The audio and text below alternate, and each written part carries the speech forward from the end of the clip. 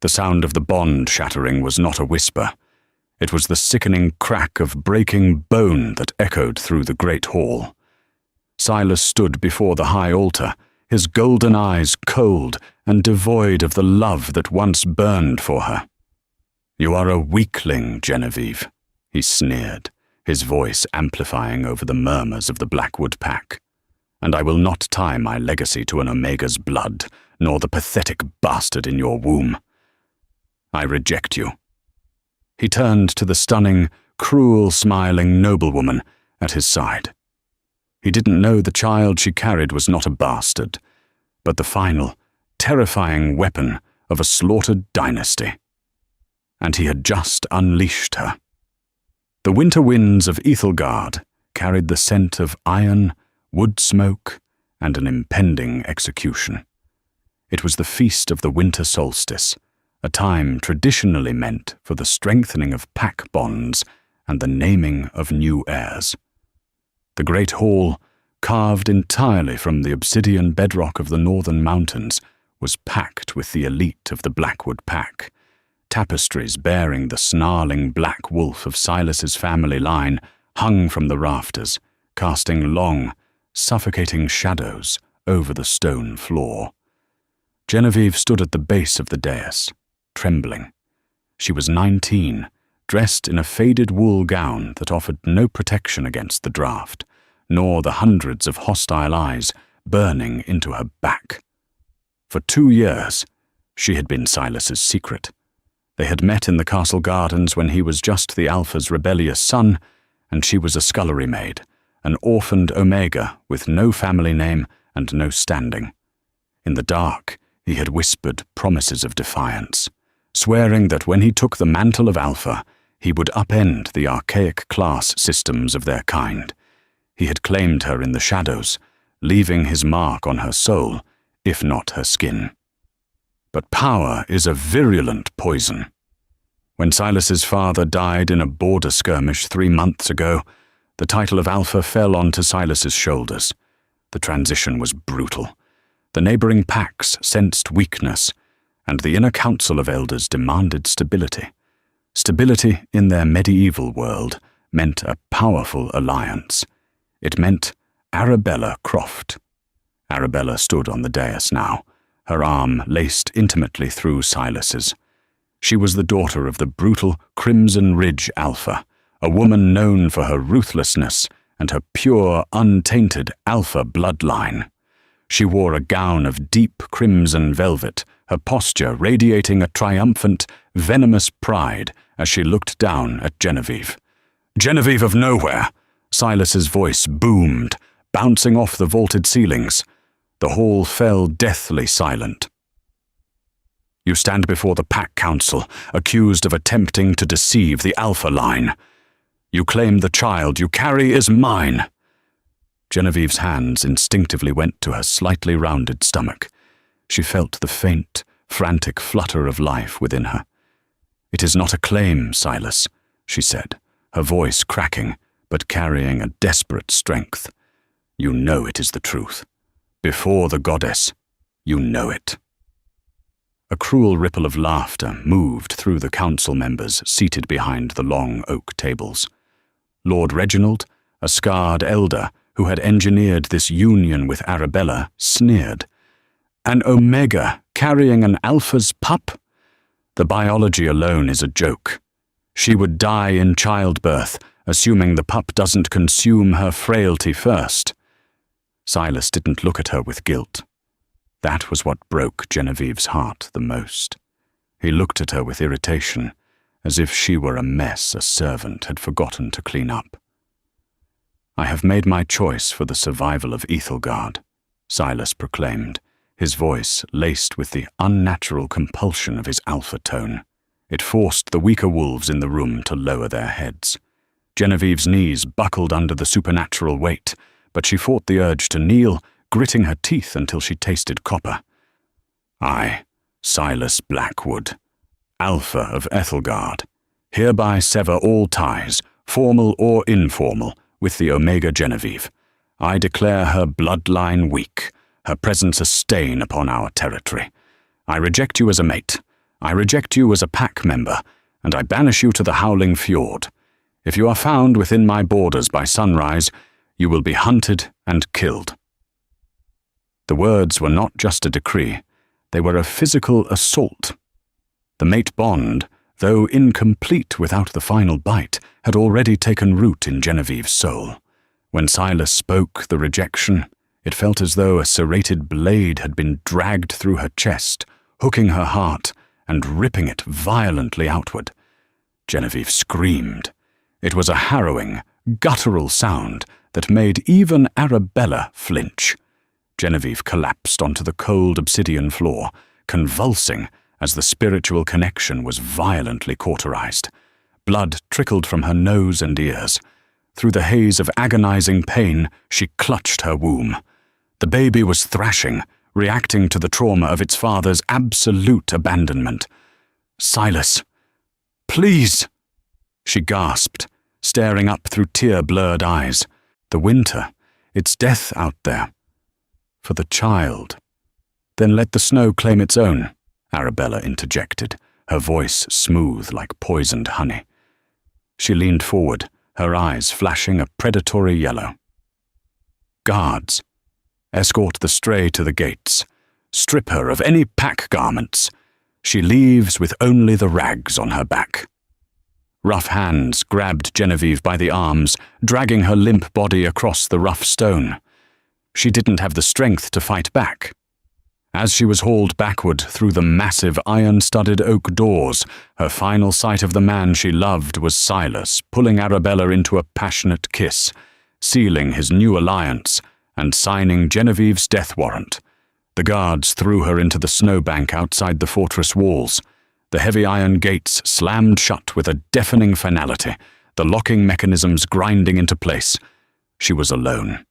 Above her, the sky was a canvas of oppressive, bruised purple clouds, heavy with an impending blizzard. Beyond the tree line lay the howling fjord, a wasteland of jagged ice and feral beasts where no exiled wolf had ever survived. Genevieve curled into a tight ball, wrapping her thin, trembling arms around her stomach. The physical pain of the broken bond was a constant, throbbing agony, a phantom limb that had been hacked away. She closed her eyes, preparing to let the freezing numbness take her. No. It wasn't a word spoken aloud, but a deep, resonant hum that vibrated from her womb. A sudden wave of heat, unnatural and intense, bloomed in her center. It pushed back the encroaching frostbite, sending a prickling sensation of pure energy through her veins. Genevieve opened her eyes, gasping. For a fleeting second, the snow around her had melted, leaving a perfectly dry circle of earth where she lay. She wasn't just surviving. Something inside her was fighting back. With a ragged breath, Genevieve pushed herself up onto her hands and knees. She looked back at the towering black walls of Ethelgard. The sorrow in her chest began to harden, cooling into something sharp and unbreakable. She turned her back on the fortress and began to walk into the white abyss of the fjord. For 3 days, Genevieve walked through a landscape of white nightmare. The howling fjord was a jagged scar across the northern continent, filled with frozen lakes that cracked like gunfire and towering pines heavy with snow. Her bare feet were bruised and cut by unseen rocks, leaving a faint trail of blood that was quickly buried by the relentless snowfall.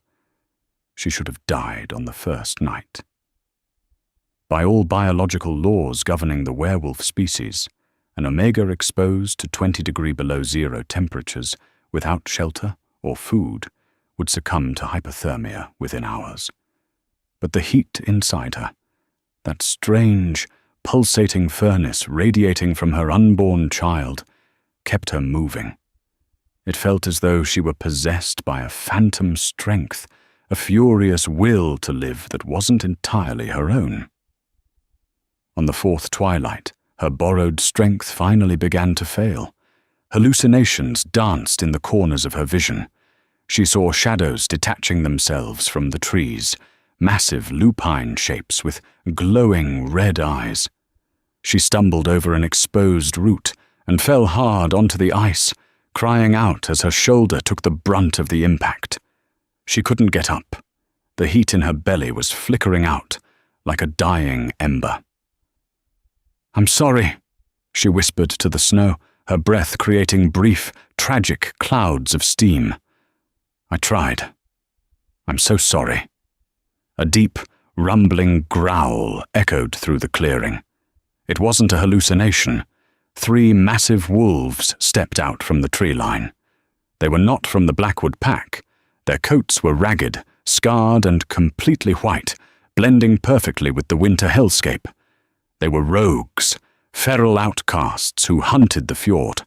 The largest of the 3, a monstrous beast missing half its left ear, stepped forward, snapping its jaws. It smelled blood. It smelled weakness. Genevieve tried to push herself backward, but her limbs were useless. The alpha rogue lunged, its jaws aimed straight for her throat. Instinct overrode exhaustion. A blinding, desperate panic seized Genevieve. She threw her hands up to protect her face, screaming a single, wordless sound of pure defiance. Boom! A shockwave of raw, kinetic energy exploded from Genevieve's body. It hit the massive rogue wolf in midair, throwing the 800-pound beast backward, as if it had been struck by a cannonball. It smashed into a pine tree with a sickening crunch, the trunk splintering under the impact. The other 2 wolves yelped, backing away in sheer terror. Genevieve collapsed, her vision going black. But before she lost consciousness completely, she felt the snow crunching beneath heavy leather boots. A man knelt beside her. He was older, with a beard woven with grey and a face weathered like old leather. "By the goddess," the man breathed, his voice rough with disbelief. He wasn't looking at the dead rogue wolf. He was looking at Genevieve's face. Specifically, her eyes. Genevieve couldn't see it, but in the reflection of the ice beside her, her normally dull brown irises were glowing with a brilliant, luminescent silver light. When she awoke, she was no longer freezing. She was lying on a thick bed of furs in a stone cavern, illuminated by roaring braziers. The smell of roasting meat and potent herbal salves filled the air. She bolted upright, panic instantly clutching her chest, her hands flying to her stomach. "The pup is safe, girl!" a gruff voice called out from the shadows. The man who had found her stepped into the light. He wore armor made of boiled leather and steel plates, the insignia of a long-forgotten crest, a crescent moon pierced by a sword etched onto his chest. "Where am I?" Genevieve asked, her voice raspy. "You are in the obsidian keep, or what's left of it," the man said, crossing his arms. "I am Kalen, commander of the Silent Guard.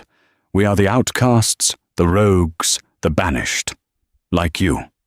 He stared at her intently, his eyes narrowing. "Though, perhaps not exactly like you. What is your name?" "Genevieve. Just Genevieve. I was a scullery maid in Ethelgard. I have no family name." Kalen walked closer, pulling a small, ancient, leather-bound book from his belt. He flipped open the brittle pages. 3 days ago, my scouts found a girl banished by Silas Blackwood. They said she was an Omega, pregnant and weak, sent to die. But when I found you in the snow, you didn't look like an Omega, Genevieve. I saw what you did to that rogue. I saw your eyes." Genevieve shrank back. "I don't know what happened. I thought I was dying. There was this heat." "It is not heat," Kalen corrected gently, kneeling beside her pallet. "It is the ancient marrow, the royal blood."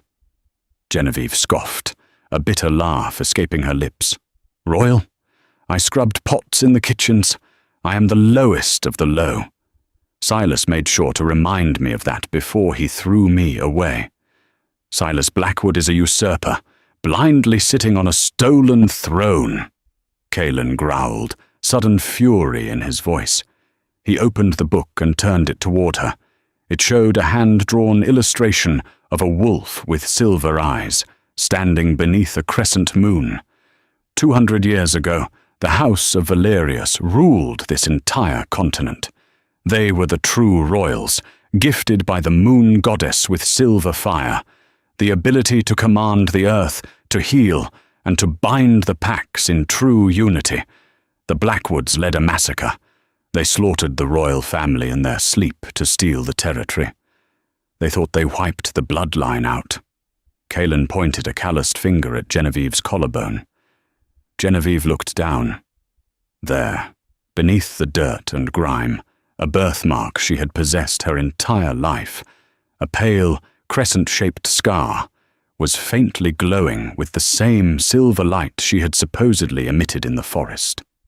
"You are no scullery maid, Genevieve," Kaelin said, dropping to one knee and bowing his head in absolute reverence. "You are the last descendant of the House of Valerius, and the child you carry, it is not just an alpha's heir.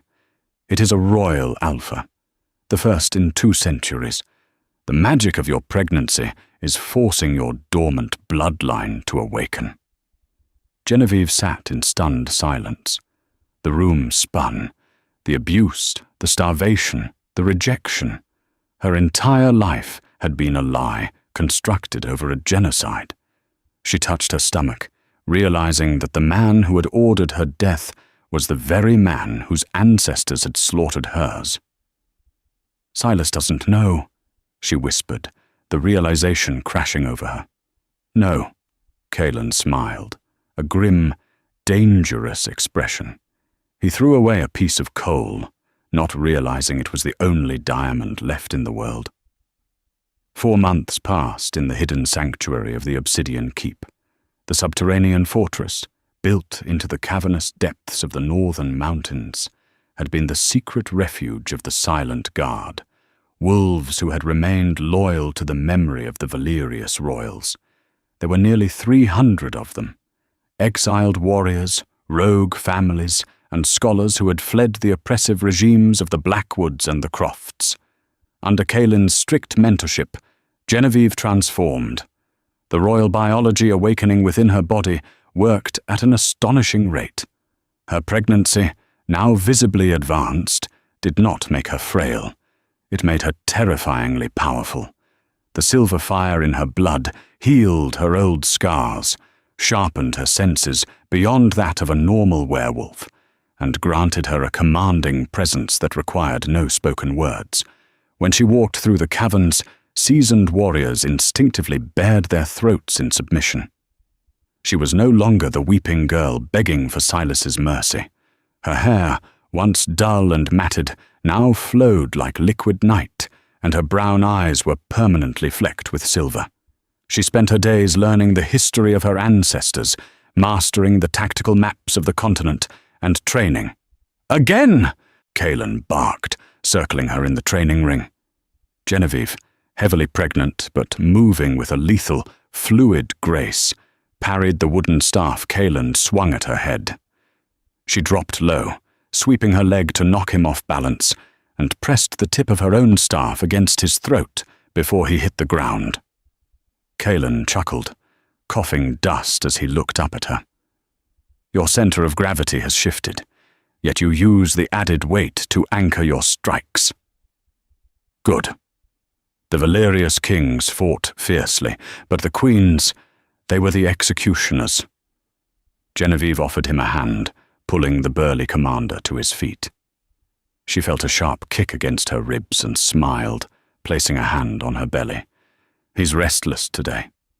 He wants out of this cave just as much as I do." "He will have his kingdom, my queen," Kaelin said, his tone turning serious. He gestured toward the war room. "Come, we have news from the south." Inside the war room, a large topographical map of the territories was spread across a stone table. Several of Kaelin's top lieutenants were gathered, their faces grim. Arthur Pendleton, an elder scholar who had escaped Ethelgard a month prior, stepped forward. He bowed deeply to Genevieve. "My queen, The news from Ethelgard is dire. The land is rejecting Silas Blackwood. Genevieve leaned over the table. Explain.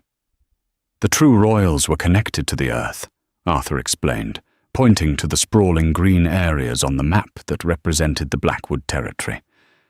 Without a Valerius on the throne, the magic that sustains the forests and the rivers begins to fail. It was a slow decay over 200 years, but when Silas formally rejected you, when he cast out the last living royal, he severed the final thread holding the territory together. The crops are failing, a scout added. The winter has not broken, even though it is well past spring. Sickness is spreading among the lower ranks of the pack. Silas is losing control. To maintain order, he has become a tyrant. He and Arabella rule through terror. They execute anyone who speaks against them. A cold fury settled in Genevieve's chest. She thought of the innocent Omegas and the children in the lower districts of Ethelgard, suffering under the harsh winter she had been thrown into. She thought of Arabella, wearing velvet and laughing while people starved. He thinks his alliance with Crimson Ridge will save him, Kaelin noted, tracing a line between the two territories.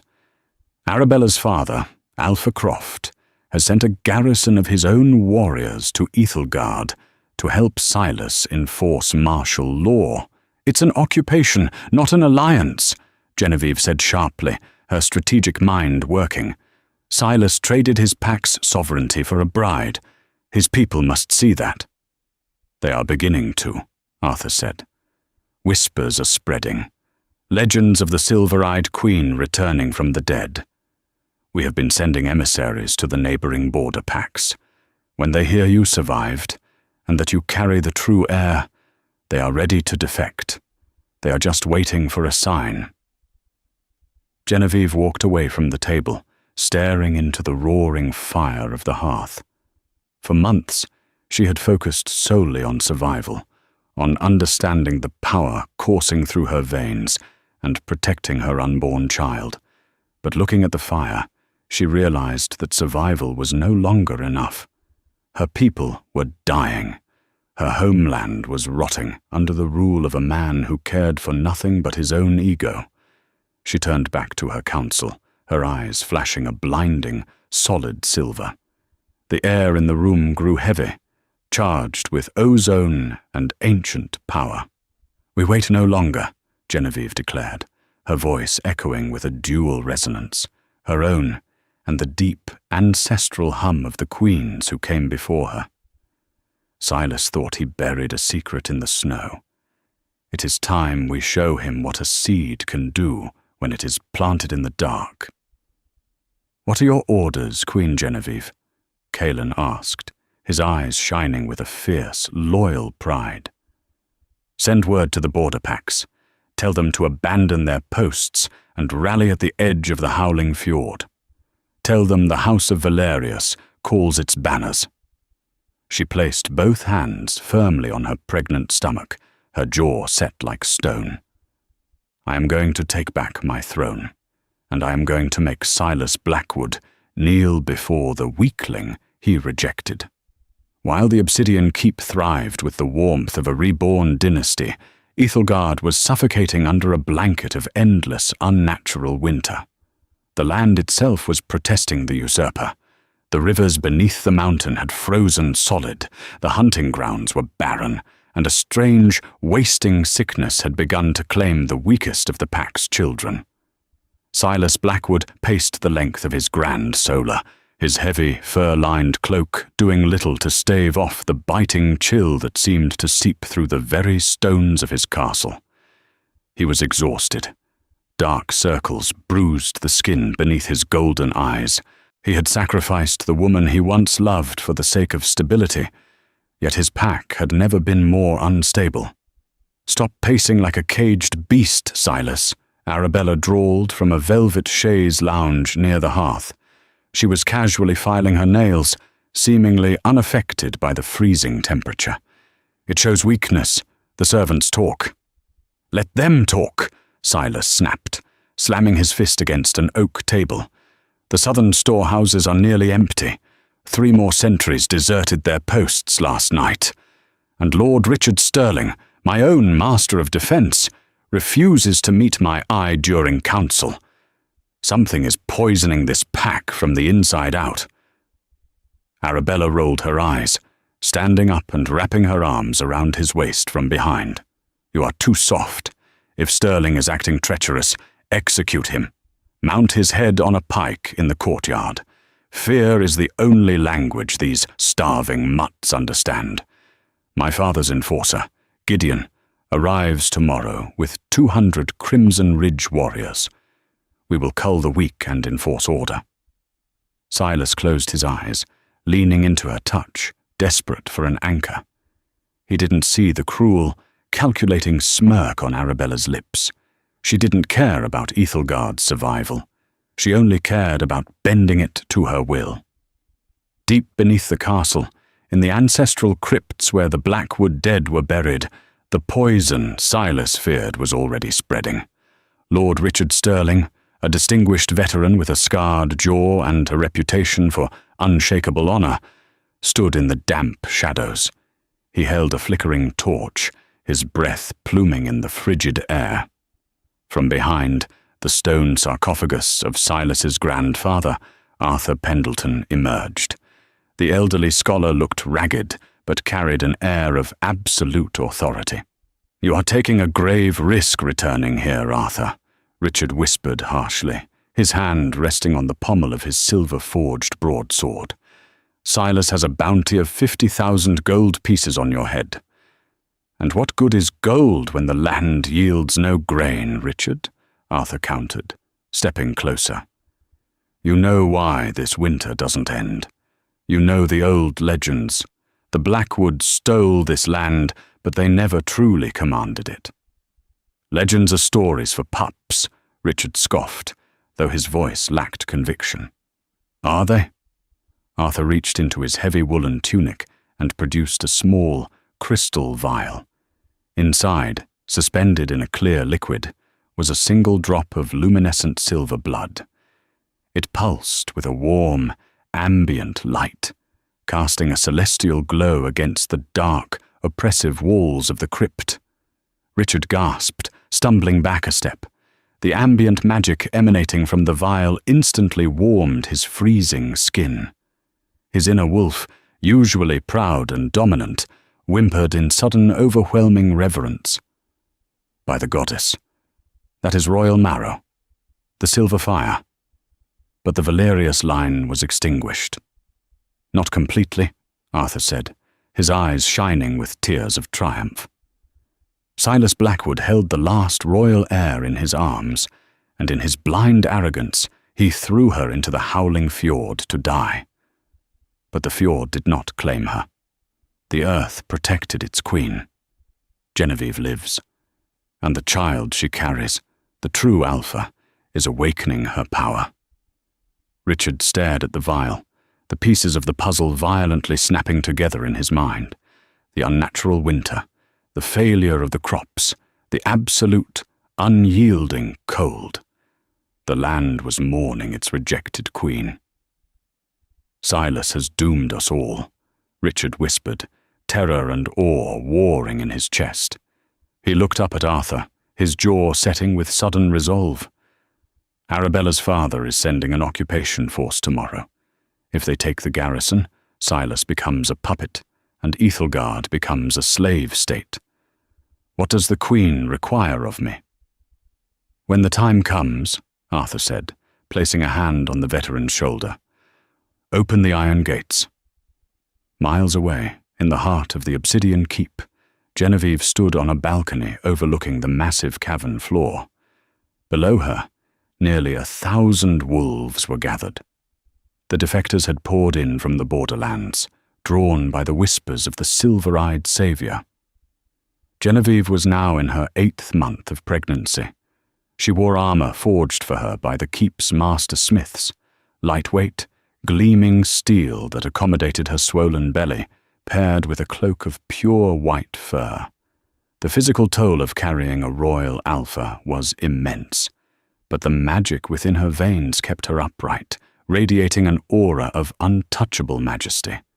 Kaelin stepped beside her, his face grim but proud. "They are ready, my queen. The scouts report that Gideon's forces are a day's march from Æthelgard. If we wait, Silas will have reinforcements." Genevieve placed a protective hand over her stomach. The child kicked, a sharp, strong movement that sent a ripple of silver energy down her arms. She looked out at the sea of faces looking up at her. Families, hardened warriors, rogues who had found a purpose. They were not fighting for a tyrant. They were fighting for the very soul of the pack. "We do not hide in the shadows any longer, Kaelin," Genevieve said, her voice clear and ringing with absolute certainty. "We march at dawn. We will not sneak through the forests. We will take the main road. Let them see the storm they created." The dawn broke, but the sky remained a bruised, sullen grey. Yet, as the massive wooden doors of the obsidian keep ground open, a strange phenomenon occurred. Genevieve stepped out into the brutal cold of the howling fjord. As her leather boots touched the permafrost, the ice cracked and instantly melted. A wave of heat, localized entirely around her, pushed back the biting wind. Where she walked, tiny, impossible shoots of green grass broke through the frozen earth, living for just a second before the winter claimed them again. The land was greeting its queen. Behind her marched a formidable army. Kaelin rode at her right flank, his giant grey wolf form padding silently through the snow. Behind them were hundreds of seasoned fighters, their faces painted with the crescent moon crest. There were no war drums, no shouting, just the terrifying, synchronized crunch of 1,000 boots and paws marching with absolute purpose. News of an approaching army reached Æthelgard by midday. Silas, standing on the battlements with Arabella and Lord Richard Stirling, peered through a brass spyglass. In the distance, cutting through the snow-laden whispering pines, a dark mass was moving toward the fortress. "Rogues!" Silas spat, a mixture of relief and disgust in his tone. "A pathetic uprising of strays. They probably heard about the food shortages and think they can raid our stores." "Let me take the vanguard, Alpha," a deep voice rumbled. Donovan Hayes, Silas's beta, and a man renowned for his brutal efficiency in combat, stepped forward. He was a massive wall of muscle, fiercely loyal to the Blackwood name. "I will take 300 men to the Whispering Pines and crush them before they even see the castle walls. We will paint the snow with their blood." "Do it," Arabella smiled, her eyes gleaming with malice. "And Donovan? Bring me the head of whoever is leading them. I want a new centerpiece for the dining hall." Donovan bowed and descended the stairs. Within the hour, the heavy iron gates of Æthelgard groaned open, and Donovan led his strike force out into the tundra. They met at the edge of the Whispering Pines. The wind howled, whipping snow into blinding vortexes. Donovan raised his massive warhammer, signaling his men to halt. He squinted through the whiteout, expecting a disorganized mob of starving outcasts. Instead, the blizzard parted, revealing an immaculate shield wall of boiled leather and steel. Kaelin's silent guard stood in perfect formation, their weapons drawn. Absolutely silent. The discipline was unnerving. "Blackwood forces!" Kaelin's voice boomed across the clearing. "Lay down your arms and clear the road. You face the wrath of the true house." Donovan laughed, a harsh, barking sound. "You face the beta of Æthelgard, old man. We yield to no one. Attack!" Donovan's men surged forward, a tidal wave of roaring wolves and armed warriors. But before the two lines could clash, the ground violently trembled. A pulse of kinetic, silver energy exploded from the center of the rebel army. It hit the charging Blackwood forces like a physical wall. Men were thrown backward, Wolves scrambled on the ice, whining in sudden supernatural terror. The air pressure dropped so rapidly that Donovan's ears popped. The rebel shield wall parted down the middle. Genevieve walked through the gap. She didn't run. She didn't draw a weapon. She simply walked, her heavy white cloak billowing behind her, her pregnant belly proudly preceding her. Donovan froze, his war hammer slipping from his grasp. He recognized her. Every wolf in Ethelgard knew the face of the scullery maid the Alpha had brutally rejected. But this was not the frail, weeping girl from the winter solstice. Genevieve's eyes were blazing with a solid, blinding silver light. The aura of the royal Alpha radiating from her and her unborn child was so suffocatingly powerful that it triggered the deepest, most primal instincts in the approaching warriors. It wasn't the harsh, forced Alpha command of Silas Blackwood. It was the ancestral call of the earth itself, demanding reverence. "Donovan Hayes," Genevieve spoke. Her voice was not loud, but it echoed in the mind of every single wolf in the clearing. It carried the weight of 100 generations of Valerius queens. "You are marching against your own land. You are marching against your true Alpha. Kneel!" She didn't force them. She didn't use kinetic violence. She just unleashed the pure, undiluted gravity of her bloodline. Donovan's legs gave out. The sheer spiritual pressure of standing against the Silver Queen was tearing his mind apart. With a ragged gasp, he dropped to his knees in the snow.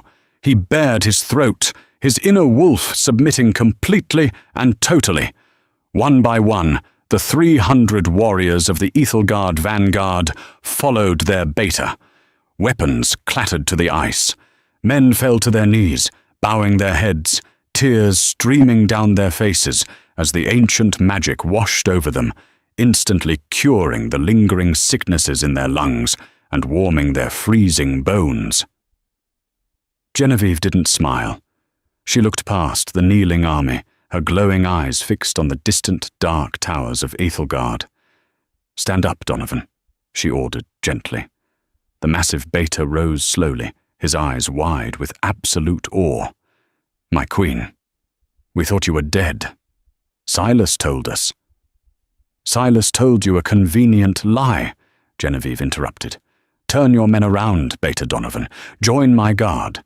We have a usurper to dethrone." Back in the grand solar of Ethelgard, Silas was pouring himself a glass of crimson wine, a smug smile on his face. He expected Donovan to return triumphant within the hour. The heavy oak doors burst open. A bloodied scout fell onto the stone floor, gasping for air, his eyes wide with a terror Silas had never seen before. "Speak, fool!" Arabella hissed, standing up. "Where is Donovan? Are the rogues dead?" "They didn't fight," the scout sobbed, clutching his chest.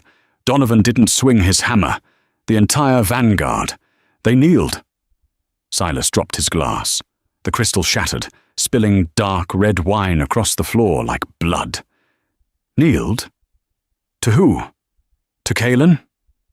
"No, Alpha," the scout whispered, looking up with a mixture of horror and awe. "To the Silver Queen. Genevieve is alive, and she is at the gates." Inside the impenetrable fortress of Ethelgard, the atmosphere had mutated from tyrannical confidence into suffocating panic. Silas Blackwood stood frozen, staring at the shattered crystal goblet at his feet. The dark wine seeped into the grout of the stone floor, looking entirely too much like blood. "The Silver Queen," Silas muttered, the words tasting like ash in his mouth. "It's impossible. I felt the mate bond break. I watched her bleed on this very floor. An Omega cannot survive the howling fjord, let alone raise an army." Arabella Croft sneered, her beautiful face twisting into a mask of ugly, feral desperation. "She isn't an Omega, you fool. Did you never question the strange warmth she carried? The way she healed from the bruises you gave her? You had a Valerius in your bed, and you threw her away for me." For a brief second, Arabella's mask slipped, revealing the terrifying realization that her grand political marriage was tied to a sinking ship. But she quickly recovered, her eyes flashing yellow. "No matter. She bleeds like anyone else. My father's enforcer has arrived." The heavy doors to the solar swung open, admitting Gideon. He was a colossal man, scarred and weathered, wearing the heavy crimson plate armor of his pack. Behind him marched 24 elite warriors, their swords already drawn. "Alpha Silas," Gideon rumbled, his voice devoid of respect. "Your vanguard has defected. The rebel army is less than a mile from the outer walls. But Ethelgard is a fortress. We have the high ground, the reinforced iron gates, and boiling pitch ready on the battlements. We will break this queen against the stones." Silas nodded frantically, his golden eyes wide with a desperate need for control. Yes, of course. Secure the gates. Double the guard on the walls. If she tries to use this supposed royal magic to batter the doors, rain fire upon them." Outside, the storm had miraculously ceased. For the first time in months, the heavy, bruising clouds over Ethelgard parted, allowing a single, blinding shaft of pale winter sunlight to strike the snow. It illuminated Genevieve as she marched at the head of her newly expanded army. The 300 men of the Ethelgard vanguard now marched behind her, their loyalties completely rewritten by the ancestral call in their blood. Genevieve approached the towering black walls of the fortress. The sheer scale of Ethelgard was meant to intimidate, to make any approaching force feel small and insignificant. But Genevieve felt only a profound, vibrating connection to the stone itself. This castle was not built by the Blackwoods. According to the private journals of Lord Archibald Montgomery, the chief architect of the old era, the foundations of Ethelgard were laid by the first Valerius kings, infused with their silver magic to protect the realm. It was her house. She halted 100 yards from the massive iron-studded gates. High above, on the battlements, archers drew their bows, the tension in the bowstrings audible even from the ground. Genevieve looked up, her silver eyes glowing with a terrifying, calm intensity. She did not raise a shield. She simply placed a protective hand over her swollen stomach. "Open the gates, Silas!" Kaelin roared, stepping forward. "Yield the usurper's crown, and the queen will grant your people mercy." A harsh, mocking laugh echoed from the parapets. It was Gideon. "Mercy is for the weak, old man. Fire!"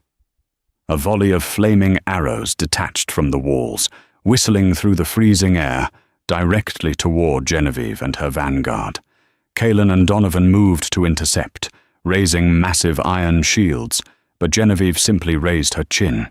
A shockwave of pure, rippling silver energy pulsed outward from her core. It wasn't just kinetic force, it was a manipulation of the very elements. The air in front of the rebel army rapidly condensed, forming a shimmering, translucent barrier of solid atmospheric pressure. The flaming arrows struck the invisible wall and shattered, their fires instantly snuffed out, the splintered wood falling harmlessly to the snow. A collective gasp echoed from the defending forces on the walls. Their bows faltered. "Are you cowards?" Gideon bellowed, striking a nearby archer across the jaw.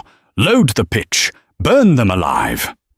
But before the soldiers could tilt the massive cauldrons of boiling oil, a deep, grinding sound echoed from within the fortress walls. It was a sound that Silas Blackwood, watching from the high balcony of his solar, felt in the marrow of his bones. The locking mechanisms of the great iron gates were turning. "What is happening?" Silas screamed, rushing to the edge of the balcony. "Who gave the order to open the gates?" Down in the gatehouse, Lord Richard Sterling stood over the bodies of 3 Crimson Ridge guards, his broadsword dripping with fresh blood. He grabbed the massive iron winch and hauled it backward with all his werewolf strength. The gears screamed in protest, but they moved.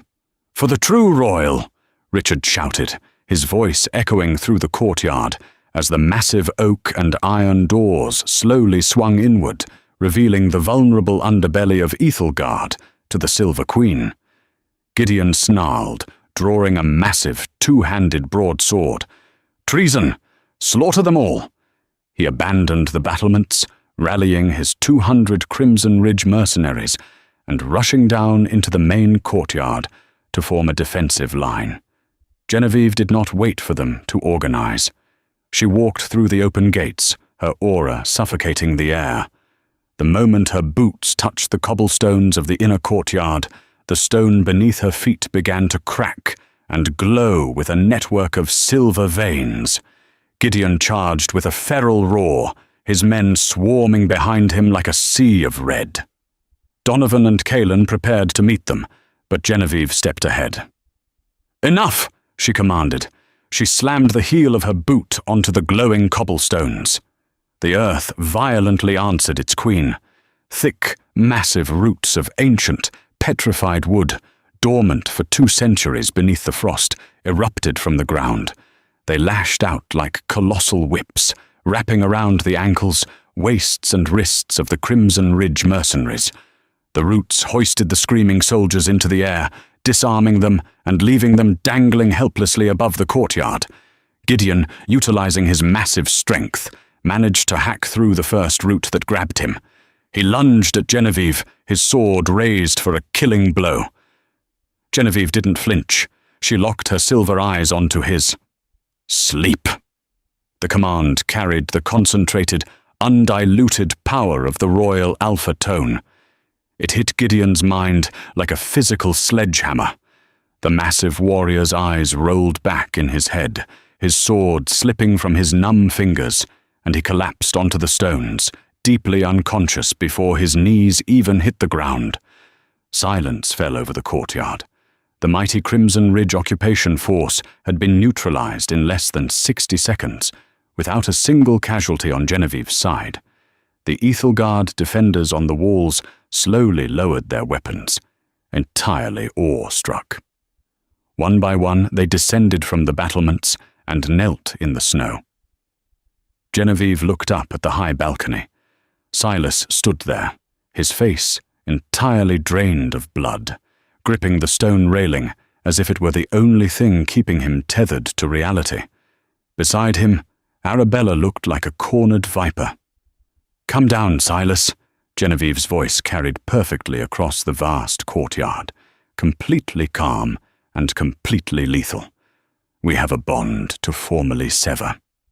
The great hall of Ethelgard looked exactly as it had on the night of the winter solstice, yet the balance of power had violently shifted.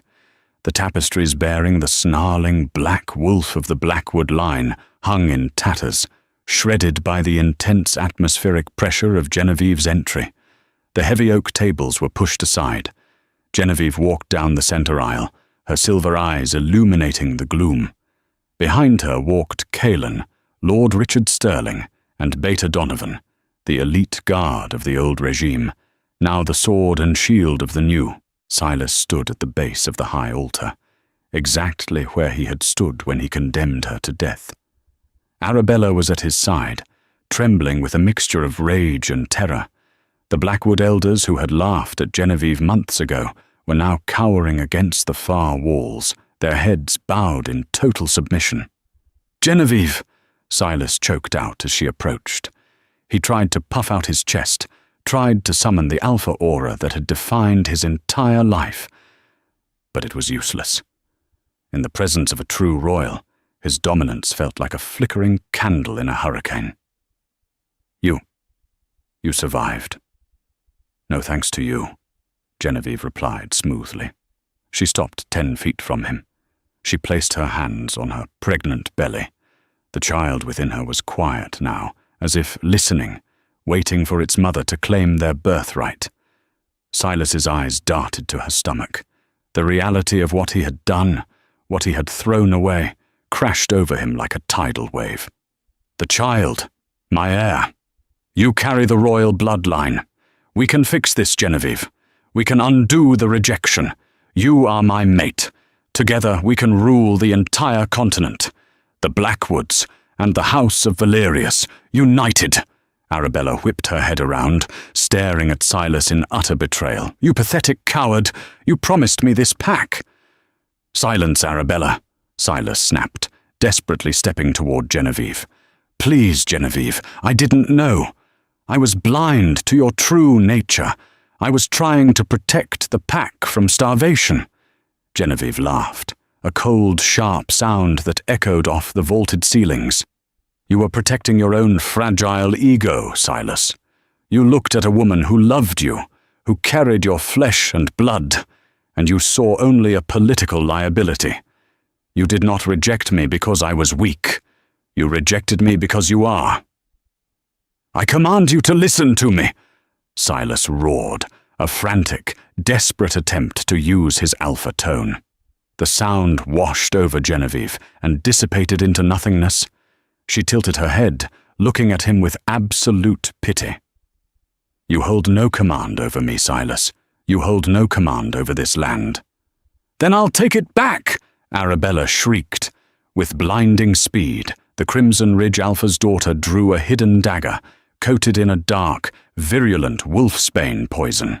She lunged past Silas, aiming the blade directly for Genevieve's swollen stomach, intending to kill the true heir and the queen in one strike.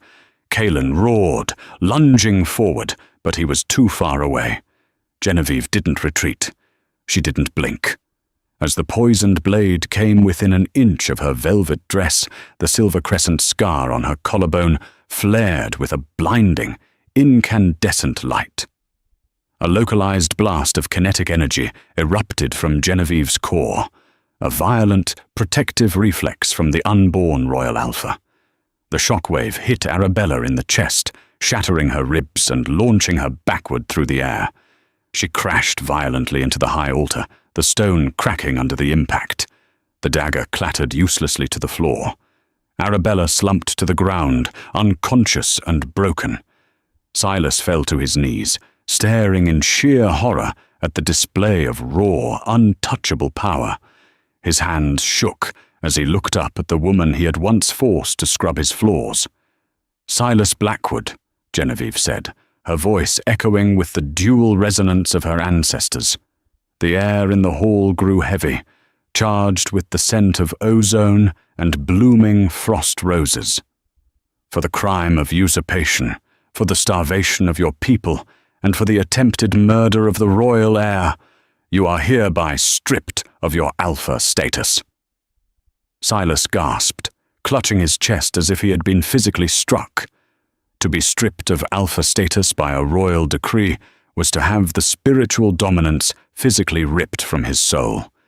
His inner wolf whimpered, shrinking down into an agonizing, permanent submission. Please, Silas wept, pressing his forehead against the cold obsidian floor. Mercy. Have mercy, Genevieve. I will give you the exact mercy you gave me, Genevieve said coldly. She pointed toward the heavy iron doors at the end of the hall. You are stripped of your name, your titles, and your pack. You and your Crimson Ridge bride are banished to the howling fjord. You leave with only the clothes on your backs. If you are found within my borders by sunrise, you will be hunted. The elders gasped, but no one dared speak against the Queen. It was absolute, poetic justice. Lord Richard Sterling stepped forward, gesturing to the guards. Rough hands seized Silas and the unconscious Arabella, dragging them out of the great hall exactly as Genevieve had been dragged out months prior. Silas's screams for forgiveness echoed down the stone corridors, fading into nothingness as the heavy doors slammed shut. Genevieve took a deep breath, the massive weight of the conflict finally lifting from her shoulders. She walked slowly up the steps of the dais. She bypassed the ornate, velvet-lined wooden chair that Silas had used. Instead, she walked to the back of the altar, placing her hand against a solid slab of rough-hewn stone embedded in the wall. As her silver magic touched the stone, it began to shift and reform, the ancient magic of the Valerius line, carving it into a magnificent, high-backed throne of polished obsidian, laced with veins of glowing silver. Genevieve turned and sat upon the throne of her ancestors. The moment she took her seat, the oppressive, unnatural winter that had choked Ethelgard finally broke. Outside, the dark clouds shattered, revealing a brilliant, crystal-clear blue sky. The permafrost melted in a matter of seconds, sending rushing water back into the frozen rivers. Green shoots erupted from the soil, blooming instantly into vibrant winter roses. The land was breathing again. The Queen had returned. Kaelin, Donovan, Richard, and every single wolf in the Great Hall dropped to one knee, bowing their heads in profound reverence. Genevieve placed her hands on her stomach, feeling a strong, rhythmic kick from the true air. She smiled, a genuine, warm expression that reached her glowing silver eyes. The age of tyrants was over. The era of the silver moon had begun. And there you have it, the epic, jaw-dropping conclusion to The Alpha Rejected Her.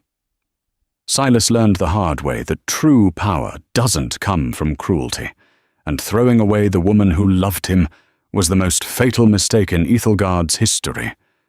Genevieve's transformation from a broken, banished maid to the untouchable Silver Queen is a masterclass in karma and claiming your true worth. The land is healed, the tyrant is banished to the freezing wasteland, and the true royal heir is safe to inherit a united kingdom. If this story of ultimate revenge, secret royal bloodlines, and magical awakening kept you on the edge of your seat, smash that like button right now.